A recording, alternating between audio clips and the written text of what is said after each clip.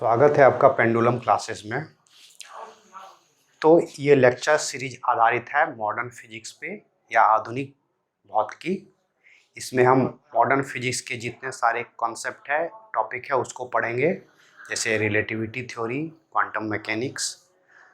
तो आइए जानते हैं कि मॉडर्न फिजिक्स की शुरुआत कहाँ से हुई। असल में मॉडर्न फिजिक्स को हम 20वीं सदी में जो फिजिक्स का विकास हुआ या जितनी सारी खोजें हुई फिजिक्स में, उसी को मॉडर्न फिजिक्स बोलते हैं। और इस मॉडर्न फिजिक्स में अहम योगदान देने वालों में से मैक्स प्लांक, आइंस्टीन, बोर, इन सब का, हाइजेनबर्ग, इन सब का नाम महत्वपूर्ण है।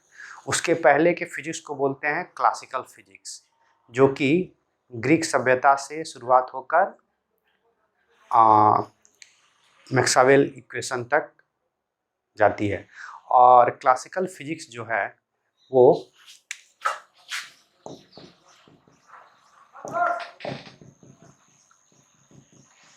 क्लासिकल फिजिक्स जो है, जो हम आसपास की दुनिया को अपने नज़रों से देखते हैं, उसको एक्सप्लेन करने के लिए काफ़ी है क्लासिकल फिजिक्स। लेकिन समस्या तब पैदा होती है जब हम क्लासिकल फिजिक्स का इस्तेमाल करते हैं छोटे छोटे पार्टिकल को जानने में, यानी एटम को जानने में। वहाँ पे क्लासिकल फिजिक्स फेल हो जाता है। इसलिए हमें ज़रूरत पड़ी एक नए प्रकार के फिजिक्स की, जिसकी सहायता से हम एटम क्या है, एटम का स्ट्रक्चर क्या है, एटम का मोशन क्या है, ये सब पता कर सकें। तो इसी को बोलते हैं मॉडर्न फिजिक्स। तो 300 BC के करीब अरस्तु ने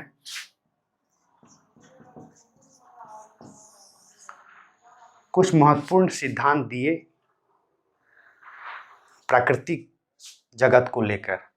वो केवल एक दार्शनिक सिद्धांत था, उसका एक्सपेरिमेंट या प्रयोग से कोई संबंध नहीं था। तो अरस्तु से लेके गैलीलियो तक अरस्तु का ये सिद्धांत सर्वमान्य रहा भौतिक जगत को समझने में। लेकिन पहली बार गैलीलियो गैलीली ने एक्सपेरिमेंट के आधार से अरस्तु के सिद्धांत को सही या गलत साबित करने की कोशिश की।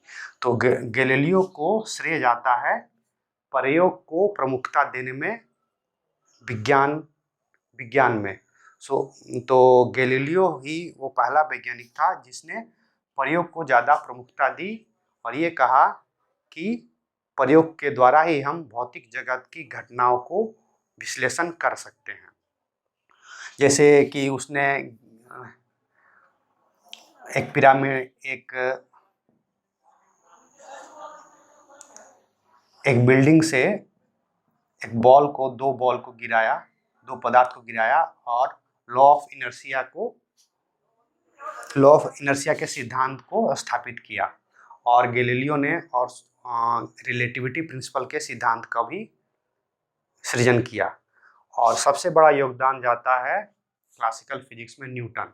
आइजैक न्यूटन ने अकेले ही गति के 3 नियम को दिया, फिर गुरुत्वाकर्षण के नियम का विकास किया, फिर ऑप्टिक में भी बहुत ही महत्वपूर्ण योगदान दिया। तो आइजैक न्यूटन ने अकेले अपने दम पे ही बहुत सारी खोजी की और इसकी सहायता से हमें भौतिक जगत को समझने और जानने में बहुत ज़्यादा सहायता मिली। उसके बाद मैक्सवेल ने प्रकाश क्या है और प्रकाश की प्रकृति क्या है, यानी लाइट का नेचर क्या है, उसने मैक्सवेल ने इसको अपने इक्वेशन से एक्सप्लेन किया।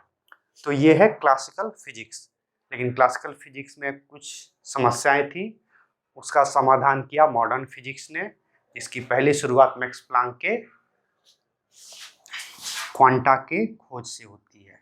क्वांटा क्या है? एक पैकेट है, यानी जितना भी एनर्जी है ब्रह्मांड में वो एक पैकेट के रूप में आता है। तो इसी एनर्जी पैकेट को क्वांटा बोलते हैं और ये खोज मैक्स प्लांक ने की। उसके बाद आइंस्टीन ने इसी खोज को विस्तार देते हुए लाइट को भी कहा कि लाइट भी पैकेट में आता है, जिसको और हर एक पैकेट को, लाइट का हर एक पैकेट को बोलते हैं फोटॉन। तो इसके लिए आइंस्टीन को नोबेल प्राइज भी मिला था। उसके बाद नील्स बोर ने एटम के स्ट्रक्चर को समझाने की कोशिश की।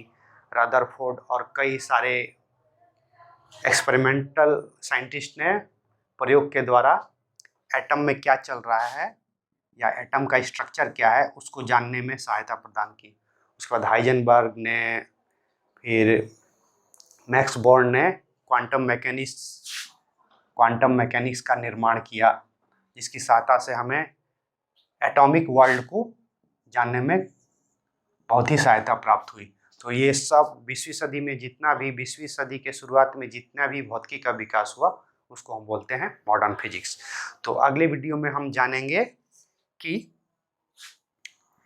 रिलेटिविटी, गैलीलियो के रिलेटिविटी प्रिंसिपल और आइंस्टीन के रिलेटिविटी प्रिंसिपल में क्या समानता है और क्या अंतर है।